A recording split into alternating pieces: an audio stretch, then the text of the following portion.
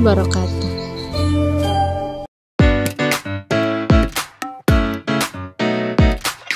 Perkenalkan, nama saya Magfirah dengan NIM A40123219.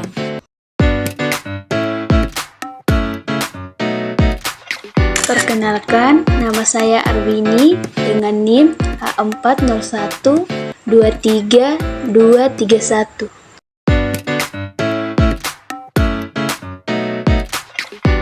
Perkenalkan, nama saya Safrilia dengan NIM A40123233.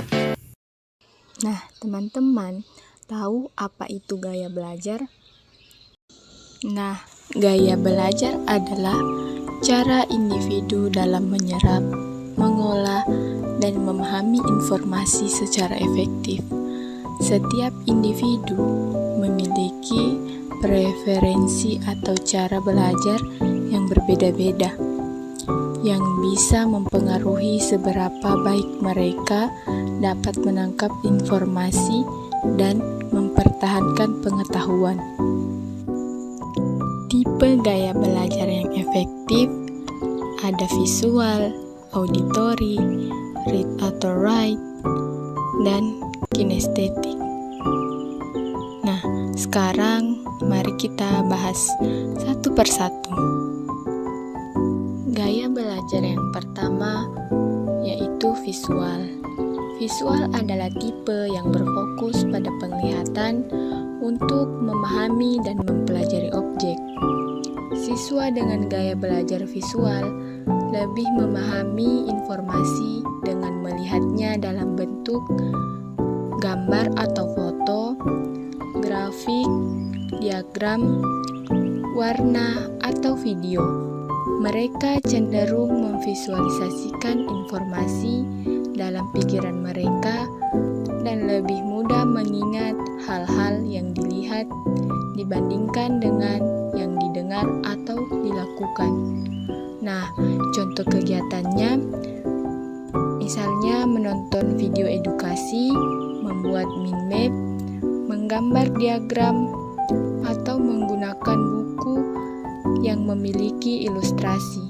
Catatan yang dibuat dengan berbagai warna juga bisa membantu siswa visual. Auditory. Auditory adalah tipe yang berfokus pada pendengaran untuk materi yang disampaikan. Mereka mungkin lebih nyaman mendengarkan penjelasan, berpartisipasi dalam diskusi, atau mengulang materi secara verbal. Biasanya, mereka lebih mudah mengingat apa yang telah didengar daripada apa yang telah dilihat atau dibaca. Contoh kegiatan auditory: mendengarkan rekaman pembelajaran, bergabung dalam diskusi kelompok, atau menjelaskan ulang materi kepada orang lain. Read, write. Siswa dengan gaya belajar membaca atau menulis merasa lebih nyaman belajar dengan membaca informasi dan membuat catatan-catatan tertulis. Mereka biasanya mengandalkan teks atau materi tertulis untuk memahami dan mengingat informasi. Mereka lebih suka belajar dengan membaca buku, artikel, atau teks tertulis, serta menyusun rangkuman atau daftar poin-poin penting. Contoh kegiatan membaca dan menulis seperti membaca buku teks, membuat ringkasan tertulis, menyusun daftar poin-poin penting, atau membuat catatan rinci. Belajar kinestik. Karakteristik siswa kinestik belajar lebih baik melalui aktivitas fisik, praktik langsung, atau gerakan tubuh. Mereka memahami informasi lebih mudah ketika terlibat langsung, seperti melakukan eksperimen atau latihan. Mereka merasa lebih fokus dan lebih mudah memahami materi saat bisa bergerak atau menggunakan tangan. Contoh kegiatan gaya belajar kinestik: melakukan eksperimen langsung, bermain peran, atau menggunakan alat peraga dalam pembelajaran. Belajar sambil melakukan gerakan tubuh seperti berdiri atau berjalan. Saat mengetahui gaya belajar, yang pertama ada efektivitas pembelajaran. Dengan mengetahui gaya belajar, seseorang dapat memilih metode belajar yang paling cocok, sehingga materi lebih mudah dipahami dan lebih efektif. Yang kedua, ada peningkatan pemahaman. Menggunakan metode belajar yang sesuai dapat meningkatkan pemahaman terhadap materi yang dipelajari. Yang ketiga, ada motivasi belajar. Belajar dengan metode yang nyaman membuat proses belajar terasa lebih menyenangkan, sehingga meningkatkan motivasi. Dan yang keempat, ada optimalisasi waktu belajar. Mengetahui gaya belajar membantu seseorang untuk lebih efisien dalam memanfaatkan waktu belajar dan mencapai hasil yang lebih baik. Peran guru dalam mengakomodasi gaya belajar siswa sangat penting untuk menciptakan proses pembelajaran yang efektif dan inklusif. Nah, ada beberapa cara guru yang bisa mendukung berbagai gaya belajar di kelas. Yang pertama yaitu menggunakan beragam metode pembelajaran. Guru bisa menggunakan berbagai metode seperti ceramah, diskusi, praktek langsung, atau proyek untuk menjangkau semua gaya belajar. Yang kedua yaitu mengintegrasikan media pembelajaran yang bervariasi. Guru bisa menyiapkan media seperti slide presentasi, video pembelajaran, audio, grafik, dan diagram. Ini membantu siswa dengan gaya visual dan auditori agar lebih mudah memahami materi. Misalnya, untuk pembelajaran IPA tentang rantai makanan, guru bisa menggunakan video dan gambar diagram alur energi agar siswa visual dan auditori sama-sama terbantu. Yang ketiga yaitu menyediakan aktivitas berbasis gerak untuk siswa kinestik. Siswa kinestik lebih mudah belajar melalui gerakan dan praktek langsung.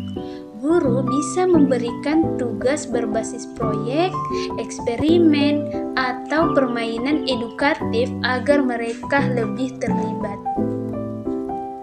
Yang keempat, memberikan waktu untuk refleksi dan belajar mandiri. Siswa dengan gaya belajar solitari atau intrapersonal memerlukan waktu untuk merenung dan belajar sendiri. Guru bisa menyediakan waktu khusus untuk belajar mandiri atau memberikan tugas yang bisa dikerjakan secara individu. Ini memberi kesempatan bagi siswa yang suka belajar sendiri untuk mengeksplorasi materi dengan lebih mendalam. Yang kelima, memfasilitasi diskusi dan kerja kelompok. Gaya belajar sosial atau interpersonal cenderung lebih efektif saat belajar bersama teman. Guru bisa mengadakan diskusi kelompok atau aktivitas kolaboratif yang mendorong interaksi antar siswa. Misalnya dalam pelajaran bahasa, guru membagi kelas menjadi beberapa kelompok untuk diskusi atau drama pendek yang melibatkan peran masing-masing. Yang keenam, menggunakan warna dan peta konsep untuk siswa visual. Siswa visual lebih mudah memahami informasi dengan warna, diagram, atau peta konsep. Guru dapat membuat catatan papan tulis yang berwarna, mind map, atau skema untuk menjelaskan materi. Yang ketujuh adalah memberikan umpan balik sesuai gaya belajar siswa. Umpan balik yang sesuai dengan gaya belajar siswa bisa membantu mereka lebih memahami kelebihan dan kekurangannya. Misalnya, untuk siswa dengan gaya auditori, guru dapat memberikan umpan balik secara lisan. Sedangkan untuk visual, umpan balik yang bisa diberikan dalam bentuk catatan yang jelas dan rinci. Demikianlah penjelasan mengenai gaya belajar yang dapat membantu kita memahami cara belajar yang paling efektif. Semoga video ini bermanfaat dan menjadi referensi dalam memilih metode belajar yang sesuai. Terima kasih atas perhatiannya. Mohon maaf bila ada kesalahan. Saya akhiri. Wassalamualaikum warahmatullahi wabarakatuh.